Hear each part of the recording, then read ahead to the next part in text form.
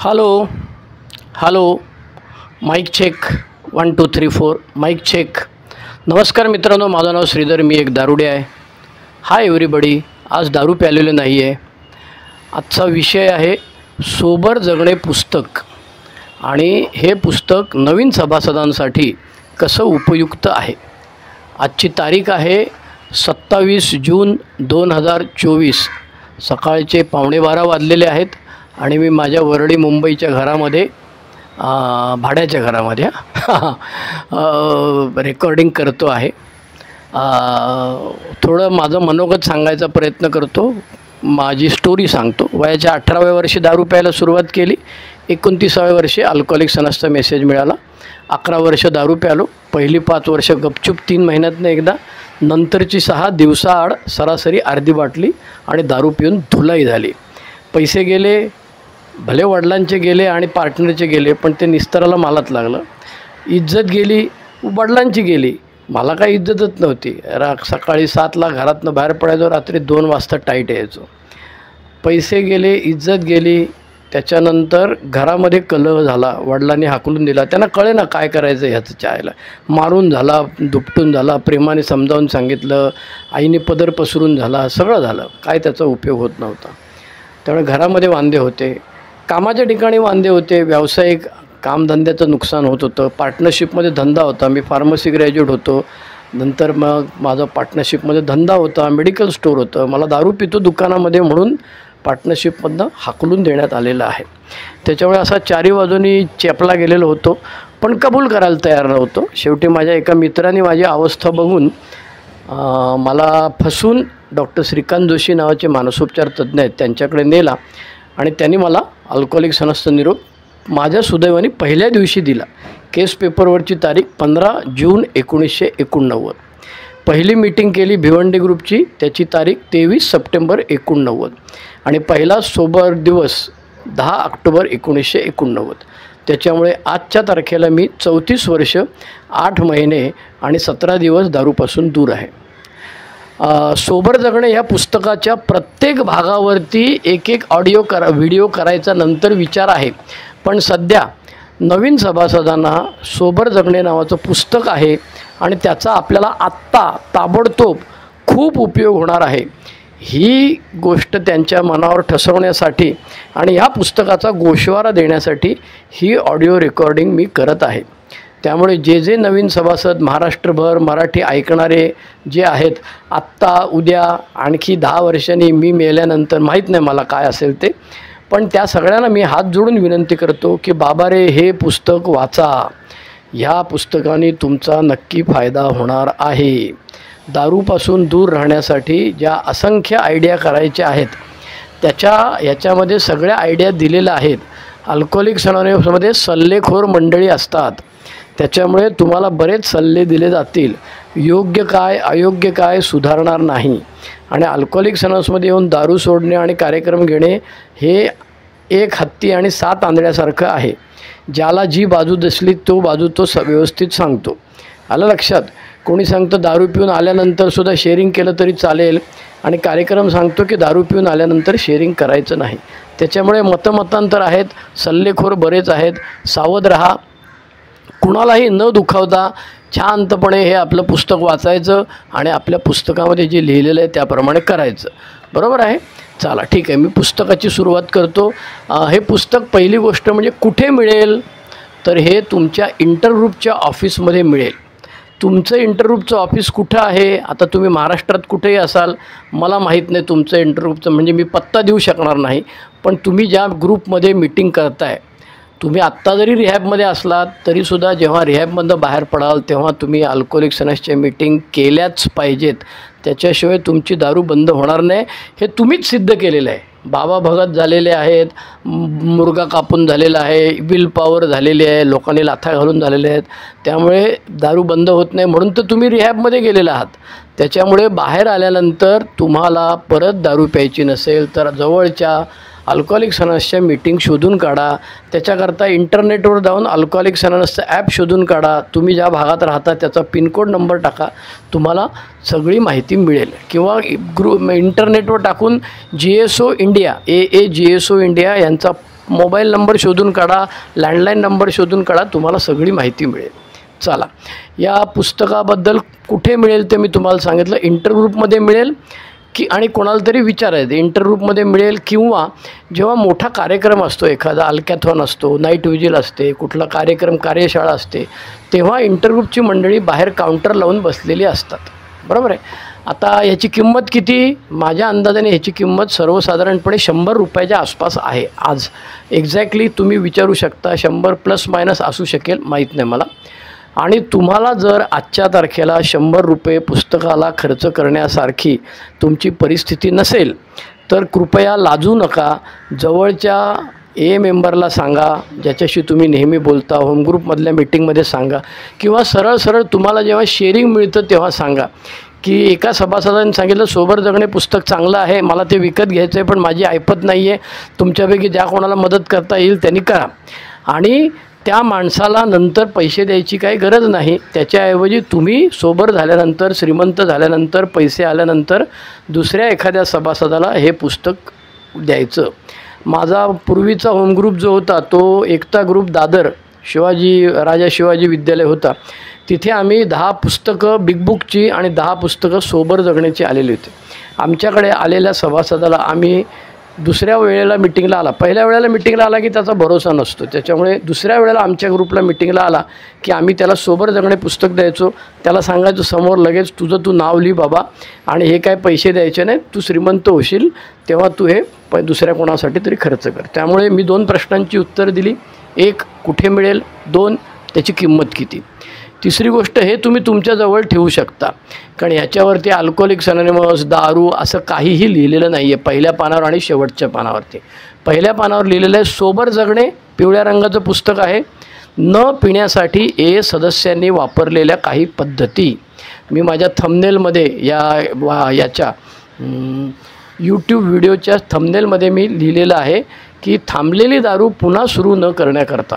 आणि हे माझं म्हणणं नाही आहे एकट्याचं, हे आतमध्ये तुम्ही पान उलटलं की त्याच्यामध्ये लिहिलेलं आहे अमेरिकन मानसोपचार तज्ज्ञ संघटना, अमेरिकन मेडिकल असोसिएशन, मानसोपचारपेक्षा वैद्यकीय संघटना, मानसोपचार नको, वैद्यकीय संघटना.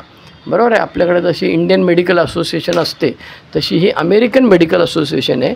आणि त्यांचं एक वाक्य इथे उद्धृत केलेलं आहे. ते वाक्य असं आहे, यावरच्या म्हणजे कशावरच्या? दारू पिण्यावरच्या उपचारात प्रामुख्याने दारू न पिणे हे समाविष्ट आहे. म्हणजे उपचार करण्याच्या पद्धतीमध्ये तुम्ही दारू न पिणे ही त्याची सुरुवात आहे. आलं लक्षात? हे पुस्तक ओरिजिनल 1975 साली GSO न्यूयॉर्कनी छापलेलं आहे. अल्कोहोलिक्स अनॉनिमसची सुरुवात झालेली 10 जून 1935ला, 20 वर्ष झाली 10 जून 1955ला. तेव्हा मोठा कार्यक्रम झाला आणि आपले फाउंडर मेंबर बाजूला झाले आणि त्यांनी GSO ट्रस्टी बोर्ड यांच्याकडे सगळं दिलं. बिल डब्ल्यू स्वतः, डॉक्टर बॉब वारले 1950 साली, बिल डब्ल्यू वारला 1971 साली. आणि हे पुस्तक बोर्डाने संकलन करून सर्वांचं 1975 साली हे लिहिलेलं आहे. भारतामध्ये 2009 साली याचं भाषांतर झालेलं आहे आणि पब्लिश झालेलं आहे. इंडियन आपला GSO इंडियाने पहिली प्रिंटिंग आहे 2009ची. आता ह्याच्यानंतर प्रिंटिंग किती झाल्या, पान नंबर बदलल्यात का मला माहीत नाही. माझ्याकडे नवीन पुस्तक जे आहे मी जे काही शेवटचं विकत घेतलं त्याच्यात पण हीच पान नंबर आहेत. ठीक आहे. आता पुढचं पान, आता पहिली जी पानं काही आहेत त्यांना नंबर दिलेले नाही आहेत, त्याच्यामुळे हे पुढचं पान जेव्हा मी म्हणतो तेव्हा तुम्ही पुस्तक उघडल्यापासूनचं पुढचं पान. बरोबर आहे.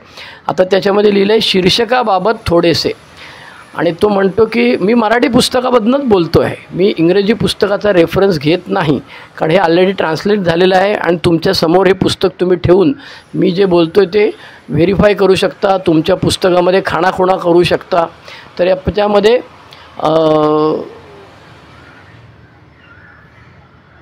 लिहिलेलं आहे, जेव्हा पहिल्यांदा सल्ला कानावर आला तेव्हा सोबर जगणे सोडून द्या. सोबर म्हणजे दारू न पिणे. बरोबर आहे. सध्या एवढाच अर्थ घेऊया, कार्यक्रम घेणे वगैरे ते नंतर बघूया. सोबर जगणे म्हणजे दारू न पिणे, दारू न पिता जगणं सोडून द्या, पण दारू न पिता राहणे म्हणजे 1 तास 2 तास, 1 दिवस 2 दिवस, हे शब्दसुद्धा आपल्यापैकी बऱ्याच जणांना सहन होत नव्हते. त्याच्यामुळे अजिबात शेवटच्या परिच्छेदात ते म्हणतात, पुस्तकात म्हटलं आहे, म्हणून अजिबात न पिणे म्हणजे मद्यमुक्त राहणे, सोबर राहणे हा मद्यपाश या आजारावरील उपाय आहे. बरोबर आहे. त्याच्यामुळे हे पुस्तक एखाद्या सभासदांनी लिहिलं नसून अनेक सभासदांचे अनुभव आहेत, ते एडिटोरियल बोर्ड संपादक मंडळाने एकत्र केले आणि त्याच्यामध्ये हे लिहिले. पुढच्या पानावरती इंडेक्स आहे, अनुक्रमणिका आहे आणि त्याचं टायटल आहे काही सूचना. आलं लक्षात. आणि ह्याच्यामध्ये चक्क 31 सूचना दिलेली आहे. पहिली सूचना आहे या पुस्तिकेचा वापर करताना. दुसरी आहे पहिल्या घोटापासून दूर राहणे. तिसरी आहे फक्त आजचा दिवस 24 तासांची योजना. चौथी आहे मद्यपाश कधी बरा न होणारा कायमचा घातक आजार.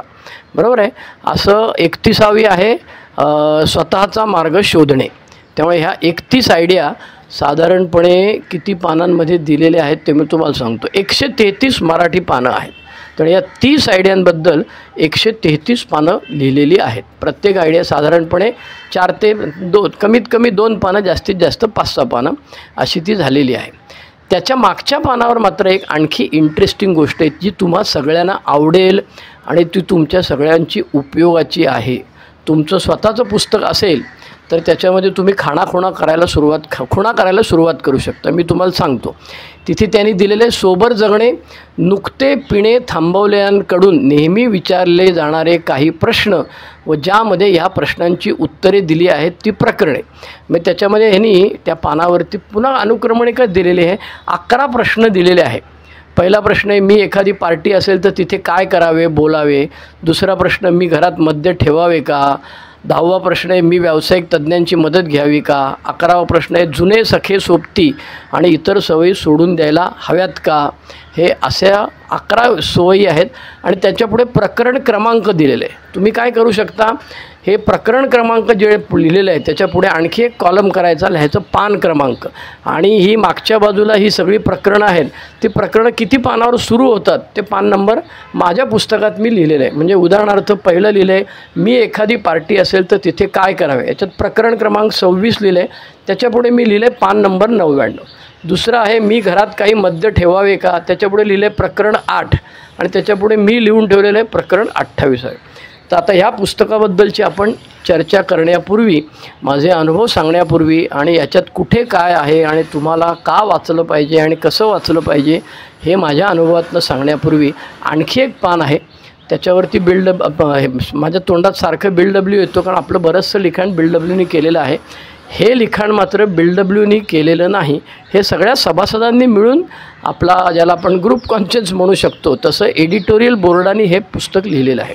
त्यामुळे पुस्तकात लिहिलं हे माझ्या तोंडात जरा बसायला वेळ आहे. पिणे का नको. आम्ही एचे सदस्य जेव्हा आमच्या भूतकाळात प्रामाणिकपणे डोकावतो तेव्हा आम्हाला ह्या प्रश्नांचे उत्तर मिळते. भूतकाळात म्हणजे काय लफडी केलेली आहेत ते आठवायची. आमच्या अनुभवातून स्पष्टपणे दिसते की दारुड्याला कुठलेही पिणे त्याला संकटाकडेच काशीत घेऊन जाते. बरोबर आहे. मी माझे ॲड करतो बरं का त्याच्यावर कॉमेंट्री. आणि मग अमेरिकन मेडिकल असोसिएशन काय म्हणते वगैरे वगैरे सांगतो. आणि त्याच्यामध्ये दारू बंद करणे का आवश्यक आहे ते त्यांनी लिहिलेलं आहे. बरोबर आहे. आणि त्यांनी छानपैकी सांगितलेलं आहे की हे पुस्तक वाचायला सुरण्यापूर्वी, बरोबर आहे, तुम्ही जर हातामध्ये तुमच्या दारूचा ग्लास असेल तर तो थोड्या वेळाकरता बाजूला ठेवा. आलं लक्षात. आणि मग हे पुस्तक वाचायला सुरुवात करा. कारण दारू पीत हे पुस्तक वाचलं तर तुमच्या डोक्यात किती घुसेल मला कल्पना नाही. पण तुम्हाला नक्की चांगलं माहिती आहे की आपण दारू पिऊन काय काय केलेले आहेत उद्योग. त्याच्यामुळे हे पुस्तक वाचायला घेतल्यानंतर जरा हातातली दारू तुमच्या हातात असेल ग्लास तर तो बाजूला ठेवा. ओतून द्या वगैरे आत्ता काय मी लगेच सांगत नाही. दारू थांबवण्याचा निर्णय हा पूर्णपणे तुमचा आहे.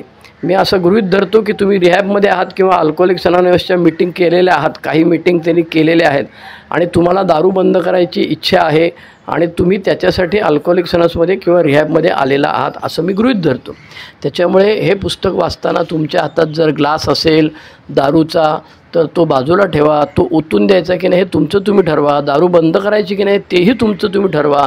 इथे कुठलंही कंपल्शन नाही. अल्कोहोलिक सनसची जादू अशी आहे की अल्कोहोलिक सनसने मला स्वातंत्र्य दिलं.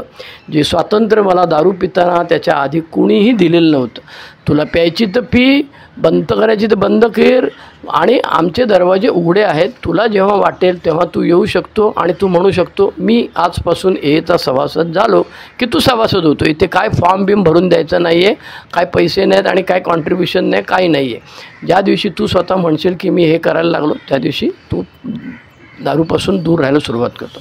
आता मी काय करतो, ह्या प्रकरणांबद्दल बोलण्याच्या ऐवजी मला स्वतःला इंटरेस्ट आणि ज्याचा फायदा झालेला आहे ते म्हणजे हे प्रश्न. त्याच्यामुळे ह्यातल्या 11 प्रश्नांवरती मी बोलणार नाही. अख्ख्या पुस्तकावरती वर्ड टू वर्ड आणि चॅप्टर टू चॅप्टर मी बोलणार नाही. मी तुम्हाला ह्या पुस्तकाचा गोषवारा सांगणार आहे की तुम्हाला कुठे जाऊन कुठे वाचायचं काय आहे आणि कुठला प्रश्न आल्यावर काय करायचं हे तुम्हाला मी फक्त सांगतो. त्यामुळे पुस्तकाचा गोषवारा आहे, एका भागामध्ये होणार नाही असं माझ्या लक्षात आलेलं आहे. त्यामुळे किती भाग होतील मला आत्ता माहीत नाही, 2 होतील का 3 होतील मला माहीत नाही, पण मी माझ्या परीने प्रयत्न करतो आणि तुमच्या सगळ्या नावा सभासदांपर्यंत ह्या आयडिया पोचल्या पाहिजेत. बरोबर आहे. आता मी सगळ्यात पहिली गोष्ट जी घेतलेली आहे ती आहे निद्रानाशाचे काय, झोप येत नाही त्याचं काय. प्रकरण 12 पान नंबर 44. चला मी पान नंबर 44वर जातो. बरोबर आहे. 44वरच्या प्रकरणाचं टायटल आहे भरपूर विश्रांती घेणे. बरोबर आहे. 12 नंबरचं प्रकरण आहे, त्याच्यावर भरपूर विश्रांती घेणे आणि आपल्याला प्रश्नाचं उत्तर शोधायचं आहे. दारू बंद केल्यानंतर झोप येत नाही, आता काय करू सांगा. बरोबर आहे. तर त्या प्रकरणामध्ये त्यांनी 3 कारणं सांगितलेली आहेत. विशेषतः दारूची जी काय परिणाम होण्याची किंवा दारूची जे वैशिष्ट्ये आहेत, गुणधर्म आहेत, त्यातलं पहिलं गुणधर्म असा आहे की दारूमध्ये कॅलरी भरपूर असते आणि त्याच्यामुळे टकाटक आपण नेहमी म्हटलेलं आहे, अरे यार तुम्ही काय सांगता दारू आपलं हे दारू ॲलर्जी आहे ना, अमुक आहे तमुक आहे. मी तर सांगतो दारू एनर्जी आहे. 1 पावशेर मारले की माझ्या अंगात लगेच रण येतं आणि पुढच्या दारूची व्यवस्था मी करू शकतो. आम्ही नेहमी भिका मागताना काय सांगितलं, मी तरी हेच केलं बाबा, पहिली पावशेर 5, पुढची मी बघतो. त्याच्यामुळे दारूमध्ये एनर्जी असते. ती एकदा एनर्जी आत गेली की माझे सगळे आकडे हलणारे थरथरणारे हात, न चालणारा मेंदू चालायला लागतो. दुसरी गोष्ट ते सांगतायत दारू मज्जासंस्थेला बधीर करते, ज्यामुळे शरीराला होणारे क्लेश पूर्णतः जाणवत नाही. म्हणजे तुम्ही खूप थकलेला असलात, अंग दुखत असेल, ते अंग दुखायचं बंद होतं. आणि मज्जासंस्थेला बधीर करते म्हणजे तुम्हाला माहिती आहे आपण दारू प्यायल्यावर वाकडे तिकडे चालतो, त्याच्यामुळे ते लहान मेंदूवरती झालेला परिणाम आहे. तिसरी गोष्ट यांनी सांगितलं आहे त्याची गुंगी आणण्याचा परिणाम, दारूची गुंगी आणण्याचा परिणाम कमी झाला की दारू आम्हाला बंड करायला लागते. आणि बंड काय करायला लागते, और दारू मागताय. मग याला डॉक्टर लोकांनी काय रिसेप्टर्स आणि ते काय काय सांगितलेले ते आपल्याला सगळं समजत नाही. त्याच्यामुळे अवदासिन्यातून आलेली ऊर्जा असल्यासारखेच वाटते, त्याच्यामुळे डिप्रेशनमधनं जातो. आता ह्या 3 गोष्टींमुळे काय होतं तर ह्या प्रभावामुळे आपण चिडचिड झालेली असते, बंडखोर बनलेला असतो आणि निद्रानाश होणे किंवा दचकायला होणे, झोपेतनं कचकन उठणे, कोणीतरी स्वप्न पडणे, कोणीतरी आवाज देतो असं वाटणे इत्यादी आपलं वाटणं अतिशय नैसर्गिक आहे. त्याच्यामुळे पहिली गोष्ट करायची तो म्हणतोय की भरपूर आराम करणे. आराम करणे ह्याचा अर्थ आहे ती कामधंदा नोकरी सोडून घरी बसणे असा नव्हे. त्याच्यामुळे काम तर करायला लागतं. आता हे 1935 साली पूर्वी लोक सांगायचे तुम्हाला आम्ही घरी ठेवतो, तुम्हाला रिहॅबमध्ये ठेवतो. आता ते परवडतंच असं नाही. त्याच्यामुळे काम तर करायचंच आहे, पण मग आराम कसा करायचा तर नको ते उपद्व्यापचे आपण करायचो, नको तिकडे आपली एनर्जी घालवायचो. ते न करता शांत बसायचं, काम धंदा करायचा, मीटिंगला जायचं आणि घरकाम करायचं. घर काम आणि मीटिंग असा त्रिकोण आपल्या गोलामध्ये त्रिकोण पूर्वी कॉपीराईट होता, आता तो आपण कॉपीराईट सोडून दिलेला आहे, पण गोलातलं त्रिकोण सगळेजण वापरतात, त्याच्यामुळे काही प्रॉब्लेम नाही. माझ्या यूट्यूबचं पण एम्ब्लेम तसंच ठेवलेलं आहे कारण त्याचा आता कॉपीराईट नाही, त्याच्यामुळे कुठल्याही प्रकारे कायद्याचा भंग होत नाही. तर त्याच्यामध्ये आपण नेहमी म्हणतो की दारू बंद केल्यानंतर घरकाम मीटिंग करायला पाहिजे. त्याच्या व्यतिरिक्त तिसरी गोष्ट मैताला जाणे, वाढदिवसाला जाणे हे काय करायचं नाही आणि शांत बसायचं, भरपूर आराम करायचा. परिस्थितीचा आढावा घेतला तर मी पान नंबर 45वर वाचतो आहे बरं का. परिच्छेद 1, 2, 3, 4, 5 ओळ दुसरी. परिस्थितीचा आढावा घेतला तर हळूहळू आपल्या लक्षात येते की आपण थकलेलो होतो आणि ते आपल्याला जाणवत नव्हते. शक्य असते की भरपूर ऊर्जा खर्च केली आणि त्या मानाने पुरेशी विश्रांती घेतलेली नाही. त्यामुळे 24 तासाच्या दिवसात पहिलं काम करायचं ते म्हणजे आपली नियमित दिनचर्या आखायची. रात्री बेरात्री झोपायचं आणि दिवसा कधी पण 9 वाजता 11 वाजता उठायचं हे करायचं नाही. कारण शरीराला पुन्हा सवय होण्यासाठी मज्जासंस्थेला काही वेळ द्यायला लागतो. त्यामुळे सगळं पहिल्यात महत्त्वाची गोष्ट तो आपल्याला हे पुस्तक सांगते. पान नंबर 46 परिच्छेद 2. काळजी करू नका. झोप कमी झाली किंवा झोपला नाही म्हणून कुणी मरत नाही. तुम्ही आत्तापर्यंत ऐकलं का दारू पिऊन चिकार मेलेले बघितलेत आपण. बाहेर बोर्ड लावलेले असतात, अमुक अमुक यांचे अल्पशा आजाराने निधन झालेले आहे. पण तिथे कधी लिहिलेलं असतं का हा माणूस गेले 15 दिवस झोपला नव्हता म्हणून तो मेला, असं कधीच नाही. तर पुस्तक म्हणतं जेव्हा तुमचे शरीर पुरेसे दमेल तेव्हा तुम्हाला झोप येईल. त्याच्यामुळे काय करायचं तर उठून बसायचं, लिहायचं, वाचन करायचं, जे काय तुम्हाला शक्य असेल ते करायचं. आता मोबाईल किती बघायचा ते तुमचं तुम्ही ठरवायचं आहे, बरोबर आहे. त्याच्यानंतर आपल्याला आरोग्याच्या अशा काही सवयी आहेत का की ज्याच्यामुळे झोप येत नाही. उदाहरणार्थ रात्री बेरात्री उशिरा संध्याकाळी चहा कॉफी दाबून प्यायची, बरोबर आहे. आहार कुठला घ्यायचा, किती वाजता जेवायचं. त्याच्यानंतर व्यायाम करतो की नाही. व्यायाम म्हणजे काय लगेच जिममध्ये जायची काय आवश्यकता नाही. जाऊ शकत असाल तर आनंद आहे, पण जिममध्ये जायची काय आवश्यकता नाही. त्याच्याऐवजी घरच्या घरी हातपाय हलवणे, कदमताल आपण लहानपणी जे शाळेमध्ये शिकलेलो आहोत तेवढं जरी केलं, जाग्यावर धावणे, फिरायला जाणे, चालत जाणे, घरच्या घरी करणे, काय जे करत असेल ते करा. आणि तुम्ही हे केलं तर तुमची पचनसंस्था, मेंदू, शरीर हे हळूहळू कर. आणि याला सगळ्यात सोपा उपाय सांगू का. बिल्डरने या पुस्तकामध्ये एके ठिकाणी सांगितले व्यावसायिक मदत घेणे. म्हणजे तुमचा फॅमिली डॉक्टर आहे की नाही ज्याच्याकडे तुम्ही कधीतरी गेला असाल, तुम्ही नसाल गेला तर तुमच्या घरातले लोक जातात, त्या डॉक्टरकडे जाऊन सांगायचं साहेब मी भरपूर दारू पित होतो, आता दारू पित नाही, अल्कोहोलिक्स अनोनिमसच्या मीटिंगमध्ये जातो, मला झोप येत नाही, काय करू सांगा. आता त्याच्यामध्ये दुसरी गोष्ट, नैसर्गिकपणे आपल्याला असं वाटतं की झोपेच्या गोळ्या खाल्ल्या तर, पण पुस्तकात म्हटलेलं आहे कुठल्याही पान नंबर 47 परिच्छेद 2 कुठल्याही प्रकारच्या झोपेच्या गोळ्या घेणे हे दारुड्यासाठी उत्तर ठरू शकत नाही. आणि न चुकता दारुड्याला पुन्हा दारूकडे घेऊन जाते असे आमच्या अनुभवातून पुन्हा पुन्हा दिसून येते. त्याच्यामुळे मी एमध्ये येण्यापूर्वी दारूच्या बरोबर डायझेपाम झोपेच्या गोळ्या होत्या तर मी मेडिकल स्टोअरवाला असल्यामुळे माझ्याकडे असायच्या आणि ते मी घ्यायचो. आता नवीन नवीन औषधं आलेले आहेत, मला त्यांची नावं माहीत नाहीत. तुम्ही पण नावं माहीत करून घेऊ नका, मेडिकल स्टोअरमध्ये जाऊन घेऊ नका. कारण इथे परत लिहिलेलं आहे की अशा सवयी लागल्याने परत दारू प्यायला लागते. आणि आपला हा सगळा जो 8 तास चाललेला आहे तो दारू न पिण्यासाठी चाकलेला आहे. त्याच्यानंतर स्वप्न पडतात, दारू पिऊन दचकून उठतो. हे पुस्तक सांगतं की अतिशय चांगली गोष्ट आहे. त्याचं कारण असं आहे, ते म्हणतात त्यात आश्चर्य वाटावे असे काहीही नाही. स्वप्नातल्या पिण्यामुळे आपण हादरतो आणि अस्वस्थ होते, ही चांगली गोष्ट आहे. कारण पिणे आपल्यासाठी चांगले नाही ही कल्पना deep down in our bones असं इंग्रजी शब्द आहे, आपल्या हाडांपर्यंत झिरपलेली आहे. किंवा आपल्या सुप्त मनापर्यंत ही आयडिया गेले की दारू प्यायला की गचकन जागा झाला पाहिजे माणूस. तर इथे ह्या प्रश्नाचं उत्तर दिलेलं आहे. पहिला प्रश्न, मला झोप येत नाही. आईला मी झोप येण्यासाठी कितीतरी वेळा दारू प्यालेलो आहे, झोप येत नाही, काय करू, आज पॉवर नाही आमच्याकडे. मी भिवंडीचा राहणार आहे, आमच्याकडे पॉवर लूमचा खॅड खॅड खॅड सतत आवाज असायचा. शुक्रवारी माझं विचार करण्याची पद्धत अशी असायची, आज शुक्रवार, पॉवर नाही त्यामुळे खाडखूड आवाज येणार नाही. आणि रोजच्या आवाजाची सवय झालेली असल्यामुळे तुम्ही तो पुष्पक पिक्चर पाहिला असेल तर त्यात कमल हसन पण असंच त्या थिएटरच्या समोरचं रेकॉर्डिंग करतो आणि घरी आणून मग ते रेकॉर्डिंग लावतो आणि तेव्हा त्याला झोप येते. त्याच्यामुळे सवय लागलेली होती, आवाज नसेल तर झोप नाही यायची. दुसरी गोष्ट, शुक्रवारी लाईट नसायची, लाईट नसले तर मच्छर चावायचे कारण पंखा नाही. मग पंखा नाही म्हटल्यानंतर मच्छर चावतात म्हणजे झोप येणार नाही म्हणून काय करायला पाहिजे, तर दारू प्यायला पाहिजे. हे आपले जुने विचार आहेत ते सोडून द्यायला पाहिजे. म्हणून अल्कोहोलिक्स अनॉनिमसच्या पान नंबर 44वर या प्रश्नाचं उत्तर देताना पुस्तकात म्हटलेलं आहे की झोप येत नसेल तर गपचूप बसा, काही करू नका, लपडं काय करू नका, नवीन जे अंगाशी येईल असं काही करू नका. ठीक आहे. डॉक्टरला विचारा, जुन्या मेंबरला विचारा काय करायचं, झोपेच्या गोळ्या खाऊ नका, अशा गोष्टी सांगा. आता आणखी एक प्रश्न याच्यामध्ये आहे किंवा 2-4 प्रश्नांची एकदम उत्तरं त्यांनी एका ठिकाणी दिलेली आहेत. ते प्रश्न मी वाचतोय.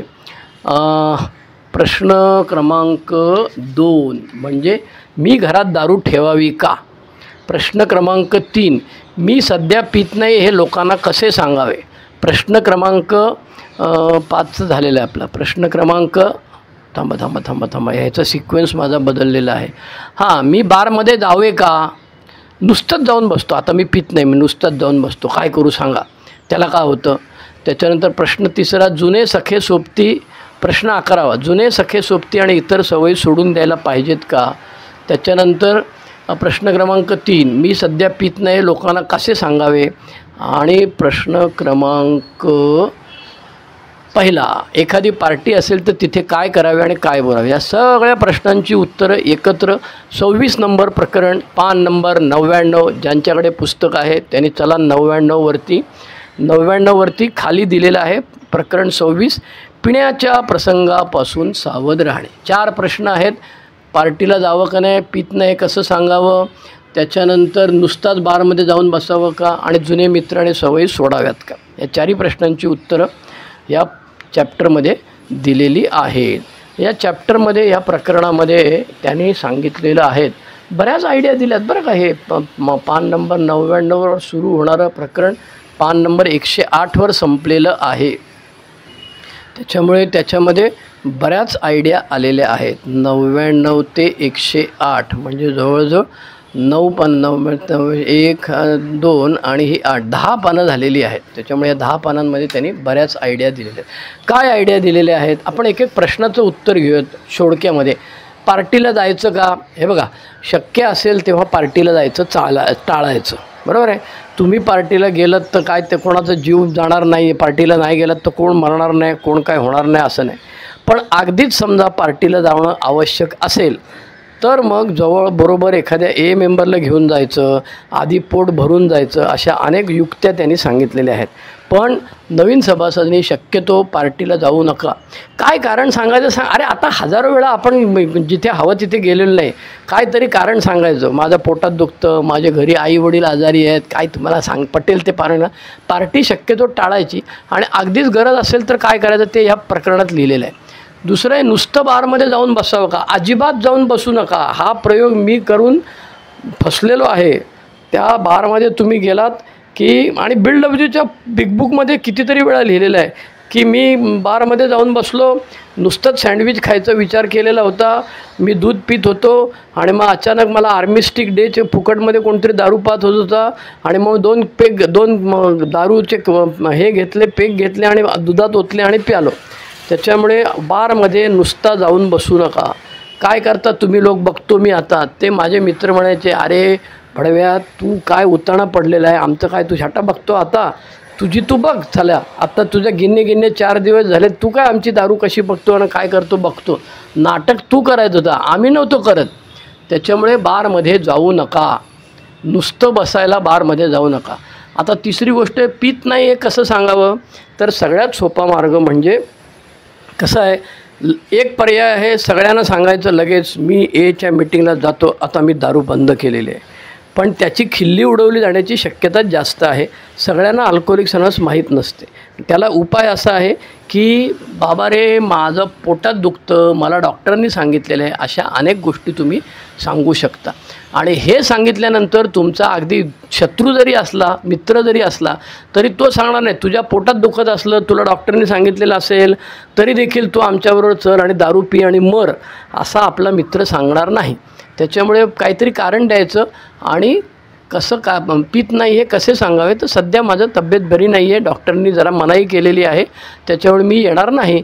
मग ते सांगतात नुसताच येऊन बस. तर म्हणून नको रे बाबा मला त्रास होतो त्याचा, मी नाही येणार. त्याच्यानंतर जुने मित्र आणि जुन्या सवयी बदलायच्या का? तर होय.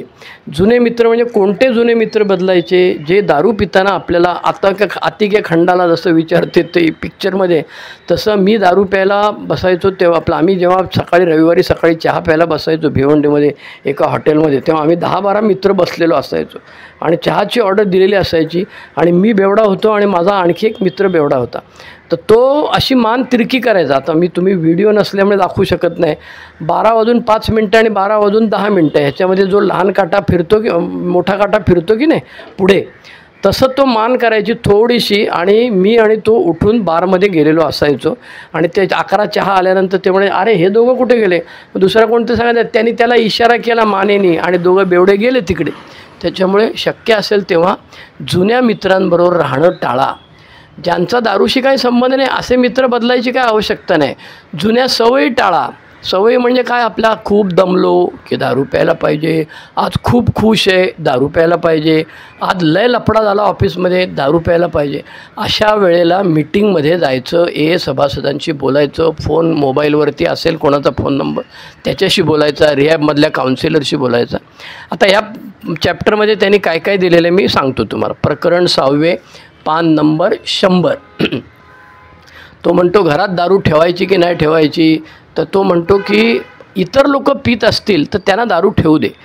त्यांना आपण फार तर विनंती करू शकतो की बाबा रे सध्या नका पिऊ किंवा सध्या ठेवू नका, पण ते ऐकतील याची काही गॅरंटी नाही. त्याच्यामुळे घरात जर इतर पिणारा असेल आणि त्याच्याकरता त्यांनी दारू ठेवली असेल तर त्याला तुम्ही काय करायचं ते सांगायचं की नाही सांगायचं ते तुम्ही तुमच्या संबंधांवर अवलंबून आहे. पण त्या बाबतीत काही करू शकता. आणि पुस्तक म्हणतं की अरे आपल्याला पिण्याची ठिकाणं दिसतील, पिण्याबाबत विनंती करणाऱ्या डझनभर जाहिराती दिसतील, त्याच्यामुळे आपण पिक्चरला गेलो की त्याच्यामध्ये हिरो हिरोईन किंवा विलन दारू पिताना दिसतील. हे सगळं बंद करणं शक्य नाही आहे. पण तुम्ही स्वतःहून बाजारातनं जाऊन आणून घरामध्ये क्वार्टर ठेवू नका, दारू ठेवू नका. हे पहिल्या प्रश्नाचं उत्तर दिले. दुसरी गोष्ट म्हणजे एखाद्या ठिकाणी व्यवसाय सामाजिक घटना असेल आणि तिथं जाणं आवश्यक असेल तर सुरुवातीच्या काही दारूबंद झाल्याच्या महिन्यांमध्ये जुने पिणारे सहकारी आणि जागा यांच्यापासून दूर राहा. त्याच्यानंतर कौटुंबिक आणि व्यावसायिक जबाबदारींमुळे अशा ठिकाणी जर जायला लागलं तर काय काय काळजी घ्यायची? तर पहिली गोष्ट म्हणजे होस्ट जो असेल त्याला हळूच कानात सांगून ठेवायचं, बाबा मी पित नाही, म्हणजे तो काय आग्रह करायला जात नाही. दुसरी गोष्ट म्हणजे एखादी व्यक्ती त्या ठिकाणी अशी असेल की जी आपली भावना उत्पन्न करू ठेवेल, त्यामुळे स्वतःला अनुभवी आणि न पिणाऱ्याला घेऊन जाऊ शकता, मेंबरला रिक्वेस्ट करू शकता.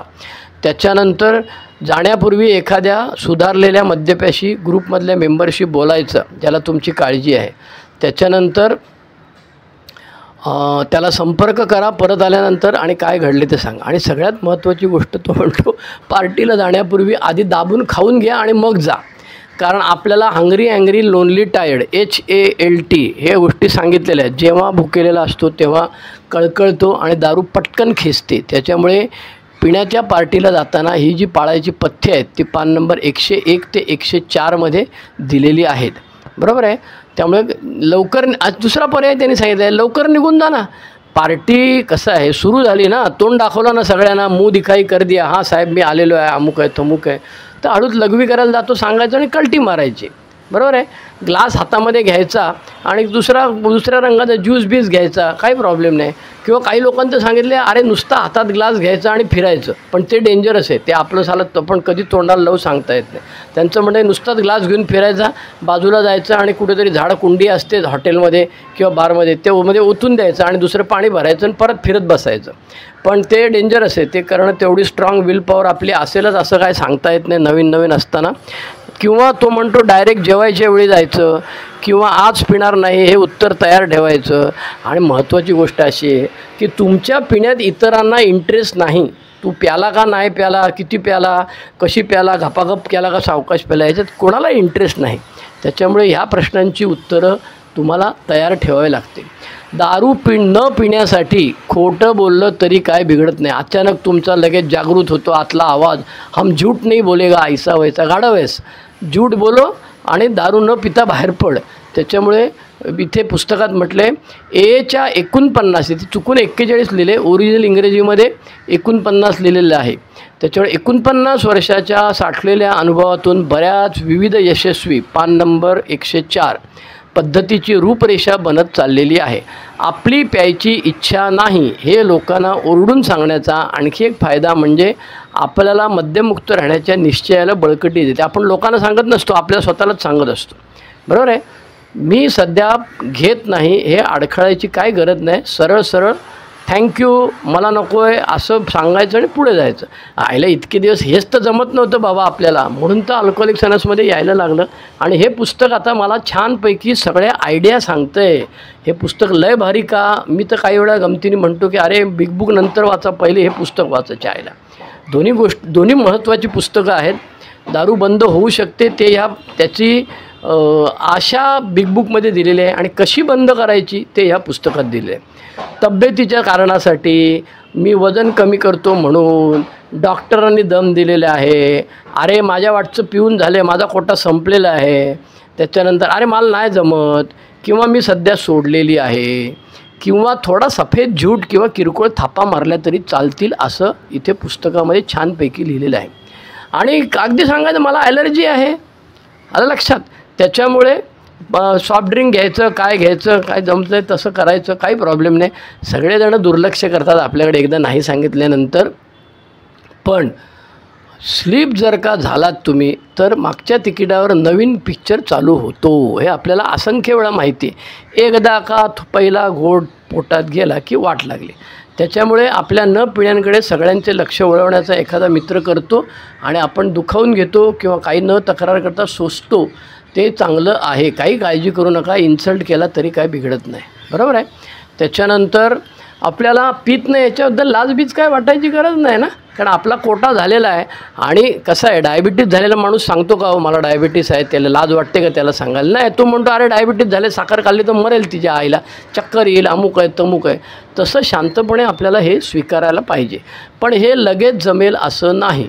त्याच्यामुळे सरळ तिकडे जा पार्टीला, माफी मागा त्या माणसाची आणि निघून जा, चालू पडा, काय प्रॉब्लेम नाही. हे झालेली आहेत. कशाबद्दल मी बोललो, हे आतमध्ये ज्या 11 आयडिया दिलेल्या आहेत त्यातल्या मी आता तुम्हाला 5 आयडिया, 4 आयडिया एकाच प्रकरणामध्ये आहेत.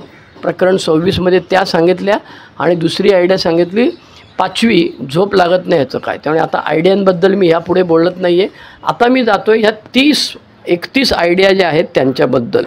आता ह्या 31 आयडिया सगळ्यांची काही चर्चा होणार नाही. आता किती मिनटं झाली बाबा, 37 मिनटं झालेली आहेत. त्यामुळे मी सुरुवात करतो आणि पुढच्या ह्याच्यासाठी थांबतो. सगळ्यात पहिला आयटम आहे तो पान नंबर 10वरती आहे. त्याच्यामध्ये त्यांनी म्हटलेलं आहे मद्यपाश कधीही बरा न होणारा कायमचा आणि घातक आजार आहे, हे सतत लक्षात ठेवणे. सतत लक्षात ठेवणे एक प्रॉब्लेम आहे. कारण आम्ही त्याच्या आधी दारू पिताना एमध्ये यायच्या आधी लय नाटकं केलेली आहे. त्याच्यामुळे ही ॲलर्जी आहे, थोडी प्यालं की आणखी पिणार, वाढत जाणारा आजार आहे. म्हणजे पूर्वी 7व्या माळ्यावरती लिफ्टमध्ये गेलो होतो, आता परत सुरू केली की 7व्या माळ्यावरून परत वरती जाणार. म्हणजे 2 क्वार्टरवर थांबलो होतो तर 8 दिवसात 2 क्वार्टरवर येणार आणि पुन्हा तिथून पुढे जाणार. कधीही होणारा आजार आहे. म्हणजे वैद्यकशास्त्रामध्ये डॉक्टर लोक हारले, ते म्हणतात ह्याच्याकरता औषध नाही. ते म्हणतात तू दारू पिऊन धुलाई करून घे, मग आमच्याकडे ये, मग आम्ही तुला बरा करतो. पण तुझ्या डोसक्यात दारू पिण्याचा जो विचार येतो तो थांबवण्यासाठी आमच्याकडे गोळी नाही. अँटॅब्यूज नावाच्या गोळ्या आहेत, त्या आधी खाल्ल्या आणि दारू प्यालात की तुम्हाला त्रास होतो आणि त्या भीतीने तुम्ही काही दिवस दारू बंद करू शकता. पण मी दारुड्या एवढा हुशार आहे की मी त्या गोळ्या खाणारच नाही ना. मला अगदी दिली बायकोनी, आईनी, कोणी काउन्सिलरनी, डॉक्टरनी, नर्सनी दिली तर ती मी फेकून देतो गपचूप पटकन चायला. त्याच्यामुळे सत्य स्वीकारलं तर मला आनंदाने जगता येईल असं ह्या पान नंबर 10वरती लिहिलेलं आहे. तो म्हणतो ॲलर्जी असणारे लोक स्वतःची कीव करत कुरकुरत राहत नाहीत. त्यांच्यावर अन्याय होतो, आपल्याला जमत नाही, हे खाता येत नाही, ते खाता येत नाही, अशी कुरकुर ते करत नाहीत. बरोबर आहे. आपलं शरीर जसं आहे तसं मी शिकतो की माझ्या शरीरात काहीतरी प्रॉब्लेम आहे. मला 10 लोक आम्ही दारू प्यायला सुरुवात केली. लहानपणी 12वीमध्ये असताना त्यातले 2 बेवडे झालेले आहेत. त्याच्यामुळे सर्वसाधारणपणे वैद्यकशास्त्र आम्हाला सांगतं की 10% ते 12% लोक दारुडे होतात. मी का दारुडा झालो, डोकं कुटून घ्यायची काय आवश्यकता नाही आहे. आग कशी लागली ते नंतर बघू, पहिले आग विझव बाबा. त्याच्यामुळे मला मद्यपाश आजार झालेला आहे की नाही हे 20 प्रश्नांच्या मदतीने तुम्ही एकदा ठरवलं की मग मद्यपाश बरा न होणारा आजार आहे. शरीराची झालेली रासायनिक ठेवण किंवा रासायनिक बदल शरीरात थोडी गेल्यावर और मागताय रिसेप्टर्स वगैरे आपल्याला सायकेट्रिस्ट सांगतात. त्याच्यामुळे काही लोक उपचार घ्यायला नकार देतात, त्रास भोगतात आणि मरतात. दारू पिऊन आजूबाजूला तुमचे मित्र मेलेले असतील ते आठवा. त्यामुळे कुरकुरत राहून इतरांना उभं घेईल असं वागायचं नाही. आणि पिण्याला चिकटून राहण्याच्या ऐवजी, दारू पिण्याला चिकटून राहण्याच्या ऐवजी दारू न पिता आनंदी कसे जगता येईल. तुम्ही याच्या मीटिंगमध्ये हसतात लोक, हो हो हो खो खो करून. ते स्वतःला पण हसतात आणि ते सांगणाऱ्याला पण हसतात. याचा अर्थ दारू न प्यायल्यामुळे मी असा बावळड, मी काय आयुष्यात मजा नाही, कशी कोबीची भाजी झाले, कसल्या दुधी भोपळ्याची भाजी झालेली असं मी नाही होत. त्यामुळे आता मुळीच न पिणे हे पहिलं पाऊल आहे. त्याच्यामुळे हा विषय होता धडा 4, प्रकरण 4, पान नंबर 10. मद्यपाश हा कधीही बरा न होणारा कायमचा व घातक आजार आहे. पुढच्या भागामध्ये आणखी काही आयडिया ज्या आहेत त्याच्याबद्दल आपण बोलूया. पण आज मी तुम्हाला या पुस्तकाची तोंड ओळख करून दिली. त्याच्यानंतर ह्याच्यात ज्या आयडिया दिलेल्या आहेत त्या आयडियांबद्दल मी बोललो आणि पुढच्या भागामध्ये आपण परत सुरू करूया.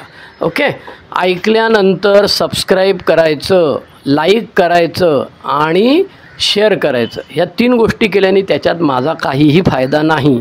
तुमचा कसा फायदा आहे ते सांगतो. सबस्क्राईब केलं तर तुम्हाला पुढचा व्हिडिओ लगेच कळणार. लाईक केलं तर गुगलच्या अल्गोरिदममध्ये किती लोकांनी लाईक केलेलं आहे त्याप्रमाणे तो वरती आणून ठेवतो. आलं लक्षात. हा तळाशी असेल यादीमध्ये तर त्याला जास्त लाईक असेल तर तो वरती आणून ठेवतो. आणि तिसरी गोष्ट म्हणजे शेअर केल्यामुळे आपल्याला जे मिळालेलं आहे ते दुसऱ्याला आपण द्यायचा प्रयत्न करतो आहे. आलं लक्षात. ह्याच्यात काय पैसे द्यायला लागत नाही. इंटरनेट पाहिजे आणि तुमच्याकडे मोबाईल पाहिजे. एकदम फटाफट मोबाईल, लॅपटॉप जे काय असेल ते तुम्ही ड्रायव्हिंग करताना ऐकू शकता. तुम्ही आणखी काय करता, झोप येत नाही म्हणून ऐकू शकता. अशा असंख्य गोष्टी आहेत. त्याच्यामुळे आज मी इथे थांबतो आणि पुढच्या वेळेला आपण दुसरा भाग करूया. देवा, या परिस्थितीला आम्ही बदलू शकत नाही, ती स्वीकारण्यास मनाची प्रसन्नता आम्हाला दे. जी परिस्थिती आम्ही बदलू शकतो ती बदलण्याचे धैर्य आम्हाला लाभू दे आणि अशा परिस्थितीला भेद जाणण्याचे ज्ञान आम्हाला दे. येत रहा, कीप कमिंग बॅक. दारू न पिण्यासाठीच्या ह्या आयडिया आहेत. त्यामुळे त्याच्याबद्दल विचार करताना दारू पिऊन विचार करण्याचा मोह होईल तो टाळा. धन्यवाद. Bye bye. पुढच्या भागात बोलूया. ओके.